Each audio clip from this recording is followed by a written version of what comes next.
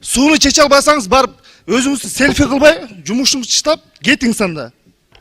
Бактыбек Эмелич, мен ордума келип иштебейсизби азыр эле? Президентке Кетиңиз анда, кетиңиз. Мен отурган жерим жок. Кетиңиз, жана мына комитеттен 3 жолу айттым. Мен кетем деп. Анда кет. Кет анда. Мен ачык айтып коеюн ушу микрофондон. Эл да уксун ушуну. Урматтуу жетекчилер, урматтуу мына жерде аткаруу бийлиги отурат, урматтуу депутаттар отурат. Кадр маселеде ошо ачык айтканда таарынычтар ошодон болуп атпайбы? Субъективдүү бул жерде маселелер бар да, мен ачык айтып коеюн. Бирөөнүн кадрын койбосоң, мен жаман болуп атам. Ал резервде болбосо, башка болбосо, причем тут я виноват? Президентке сунуштаңыз. Биз эл өкүлү катары мамлекет өнүксүн, татыктуу министрлер барсын. Сууду чече албай мына жерге чейин алып келгендер жоон алсын деп берип атабыз.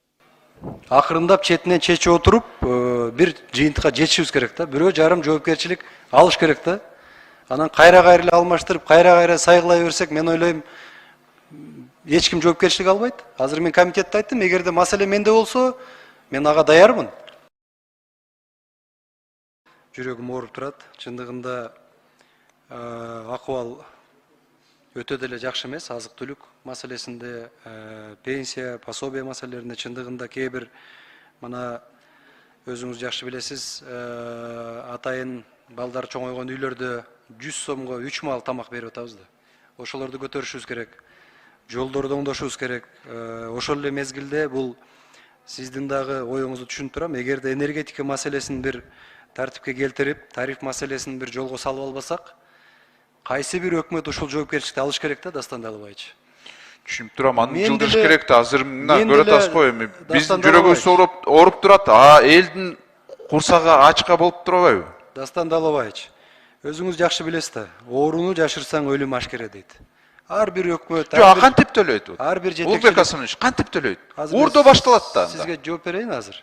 Эгерде кайсы бир өкмөт ушуну бир жоопкерчиликке алып, бул баягы тариф маселесин мен жана берде Дастан Артысбек суроо бергенде айтпадымбы? Биз элдин пикирин эске алабыз. Биз азыр чечим ала элекпиз. Бирок Дастан Далыбаевич, өзүңүз жакшы билесиз, мен айтып коеюн, чечимди бүгүн албасак, мындан ары энергетикада кризис болот. Түшүнүп атам, жылдырыш керек да, хотя бы кишини алдында. Жылдырыш керек дегенди биз карап чыгайлы. Азыр мына 15-июлга чейин белгилүү болот, кийинки айдын 15-inde азыр сайтка илинди. Бирок биз элдин пикирин эске алып, жанагы алтын кен, майнинг, алкоголь өндүргөн өндүрүш жакты баары бир көтөрөбүз экесе. Бирок элге болгон социалдык тарифти биз карап чыгууга даярбыз. Бирок урматтуу Дастан Далыбаевич, бир да инвестор келбейт бүгүнкү тариф боюнча, мен ачык айтып коеюн. Камбар-Ата бир боюнча, башка боюнча, бирок ушул туура айтып атасыз, энергетика тармагындагы коррупцияларды, башкаларды да жөнгө салбасак, бүгүнкү күндө өзүңүз билесиз, биз тышкы карызда 100 миллиард сомдон ашык төлөшүбүз керек. Ушул маселе турат. Ошолордун бардыгын мен мына талап коюп атам. Давайте энерги компаниялар өздөрү төлөсүн ушул карызды. Эмне үчүн муну биз бюджет аркылуу төлөшүбүз керек? Аны эл төлөйт да эми, чындыгында. Эл төлөйт. Эл кантип төлөйт? Азыр мына мен айтып атам го, айлыктар боюнча, жөлөк пул боюнча, пенсия, башка доход боюнча экономика өлдү, ири ишкерлер качып атат. Силер мына инвесторлорду күтүп атасыңар. Ким келет? Вообще эмне кылабыз? Кантип жашайбыз я? Эми Дастан Далыбаевич бир аз оптимистирак да болойлу, жакшы нерсени ниет кылайлы, жаман дей берсек. Мен өзүм оптимистмин да, бирок туура эле түшүнүп атам. 4 ай мурун мен сизге жөн эле суроону берген жокмун. 5600 сомго кантип эл жашашат? Жашалат. Акыбал оор. Акыбал өтө оор. Оптимисттик көз караштабыз биз. Ушул оңдойбуз деп келгенбиз. Сиздердин жардамыңыздар менен эми бардык жүк ушул кезге келди азыр. Энергетика боюнча, суу боюнча баалар өсүп атат. Ошону эми мен ойлойм, жана бул жерде азыр сизге чейинки сүйлөгөн депутат дагы айтты, ушул урматтуу Улукбек. Иши кылып жарандар чыдаш керек да. Эми эгерде бизде эле ушул проблема болуп атса, анда макул болсок болмок да. Кошуна өлкөлөрдө да болуп атат азык-түлүк. Сөз ушундай болуп атпайбы? Чыдаш керек. Мал кырылып атат. Эми бир чети чыдаш керек дегенге деле мен макул эмесмин. Маселени чечишибиз керек да. Акырындап четинен чечип отуруп, бир жыйынтыкка жетишибиз керек да. Бирөө жарым жоопкерчилик алыш керек да. Анан кайра эле алмаштырып, кайра сайгылай берсек, мен ойлойм, эч ким жоопкерчилик албайт. Азыр мен комитетте айттым, эгерде маселе менде болсо, мен ага даярмын. Бирок биз жоопкерчиликти алдык, убакыт бериңиздер, чечели деп атабыз. Анан кайра жаңы киши келсе, ким алат анда жоопкерчиликти? Ошон үчүн мен ойлоп атам, бир туруктуулук, өзгөчө мына инвесторлор да айтып атат, бир ким менен иштейбиз биз депчи. Мен ушул мына барган өлкөлөрдөн дагы бүт тажрыйбаларды алып атабыз.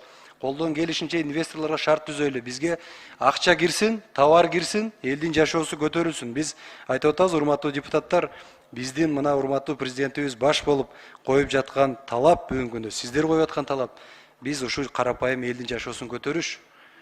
Бизде экономика өссө, ошондо айлык маяна көбөйөт. Ошондо бүт импорттан көз карандысыз болобуз. Импортозамещениени чечсек. Өндүрүш болбосо, мындайча айтканда, акыбал макроэкономикалык көз караштар. Эми ковидке деле шылтагандан алыспыз, бирок мен ойлойм, азыр ушу инвесторлорду киргизүү менен биз бир топ маселелер чечебиз, Кудай буйрса. Убакыт бериңиздер. Кудай буйрса. Рахмат. Рахмат. Рахмат, кийинки сөз. Орга дагы бүтүп калса жаман болбойт. Ушу бүгүнкү күндө эске алуу менен. Негизинен эми Үмүтәлі Токтоевич, бая критикаларыңыз туура кабыл алам, бирок баардык маселе ушул күнгө жыйылып калганына дагы эми бизди толук өзүбүзгө мындай күнөөнү алганыбыз да бар, бирок ушу азыркы ситуацияны эсепке алыш керек да, ковидти башканы. Биз республикада жүрүп, бу жерде туруп мен сизди сунуштагам. Мындайча айтканда, мен сиз үчүн да мен жоопкерчилик алгам элдин астындачы. Бул эмнеден түшүндүрөт? Улукбек Асанович, биз сизди дайыма колдоп беребиз. Бирок сиз кабинет министр көрүнбөй атат да иштегениңердичи. Иштегениңер көрүнбөй жатат. Мындай деген иш болуп аткан жерде кетет да, мында основной фундаментальный иштер болуш керек. Давайте сиз биздин командабызга любой тармак тандаңыз, эртең мен президент менен сүйлөшүп чечкенге даярмын. Любой сиз тарткан тармакты. Командага келиңиз, жардам бериңиз. Эми мындай, урматтуу депутаттар, мен кечирим сурайм. Просто баягы мындай бирөөнү критикалаш оңой да. Анан сунушту туура берип атасыздар. Мен критиканы туура кабыл алам. Туура 5 айда жакшы ойдогудай жетишкендикке жете албай атабыз. Бирок эми бул ситуациядан чыгабыз да. Мен бир 2 жыл премьер болуп, же 3 жыл болуп жыйынтыкка жетпесем, анда бир сын пикир айтсаңыздар болот. Биз эми жыргап отурган жерибиз жок, ачык айтканда иштеп атабыз. Мына президентибиз менен жана келатканда айттым, кандай болот бул жагы? Биз мына кумтөр маселеси, башка биз колдон келген жасап атабыз. Эми эң баягы бирөөнү критикалаш оңой да. Мен деле андан алысмын. Сиз деле азыр жакшы сунуштарды айтып атасыз. Ушунга убакыт бергиле да. Убакыт бергиле. Азыр мына 4 ай болду. Хоргос менен мен тынбай сүйлөшүп атам. Мына Айбек Жанышбек күнү-түнү контролдоп атат.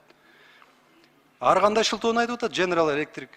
Ковид деп атат, Кытай киргизбей атат деп атат, Эркештамдан киргизбей атат деп атат. Бирок чечебиз аны, Кудай буйрса. Мен деле уктап айтам, ошол 4-чү агрегат бүтүп калса экен депчи.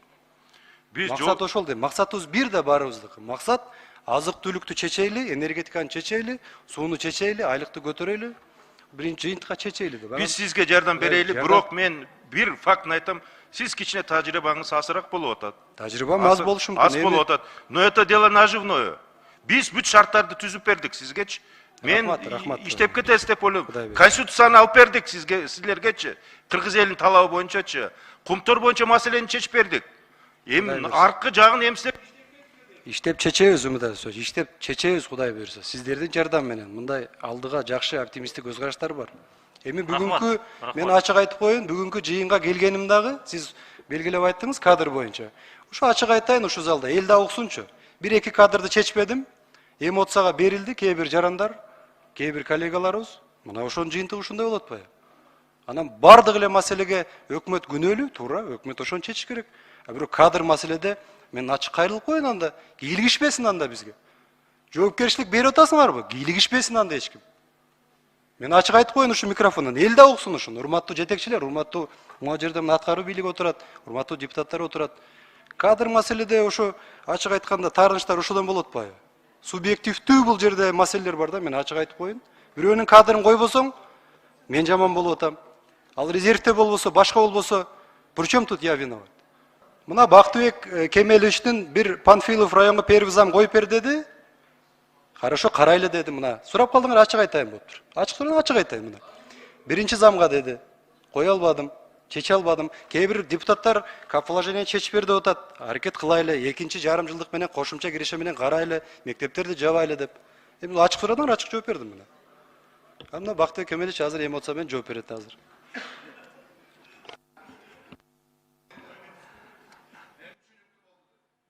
Üçüncü mikrofon.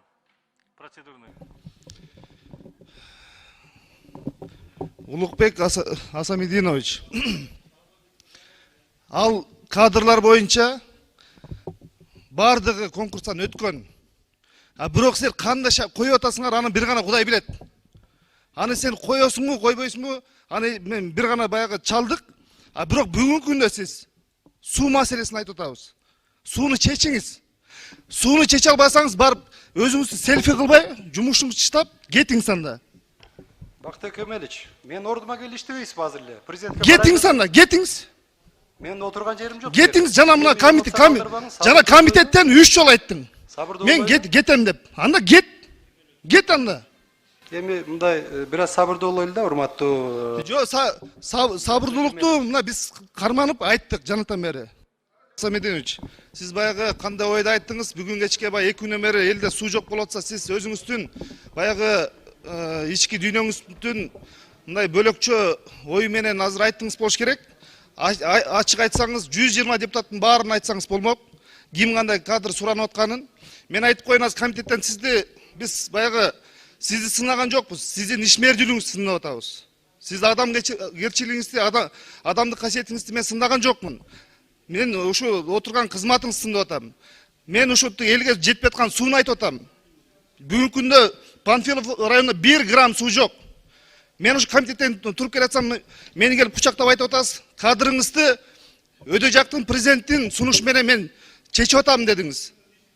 Сиз үчүн ошо колдоп кой деп мен ачык айтып коеюн, эл угуп атат. СМНын замы чыгып мага чалып атат. Мени де коркутуп атасыңарбы? Мен силерге айтып коеюн. Бүгүнкү күндө бир гана элдин таламын, элдин өтүнүшүн суранып атабыз. Сиздер алып отурган кызматыңыздар менен баягы бирөөнү коркутам деп, же бирөөнү давление кылам деп ойлобоңуз. Бүгүнкү аллага отурган кызматыңыз сиздин убактылуу.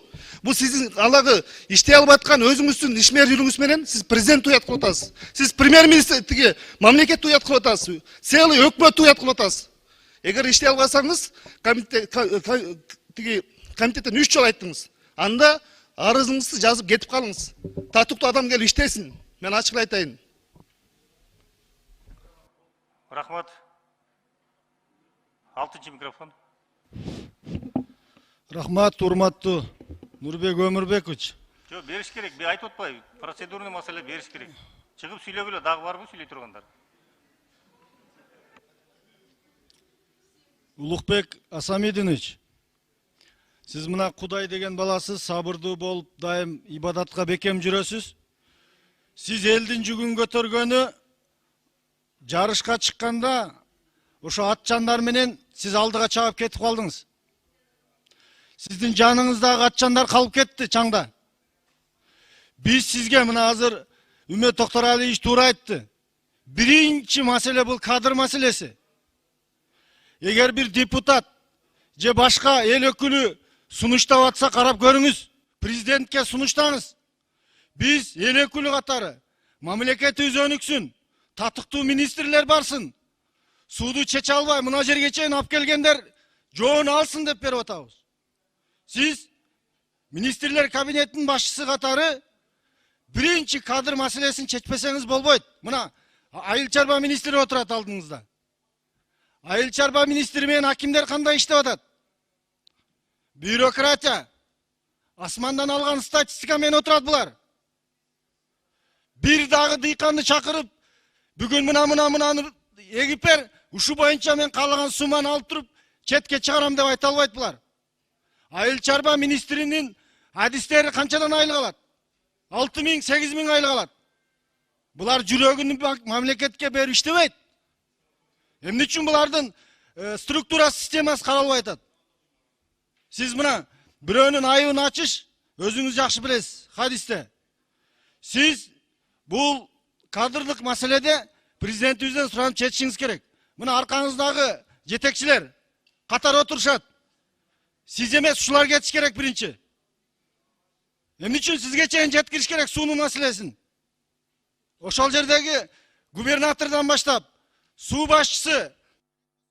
Нурбек Өмүрбекович, мен сизди вице-спикер катары сыйлайм да. Бирок мына депутаттар өзүлөр суранды айтсын да.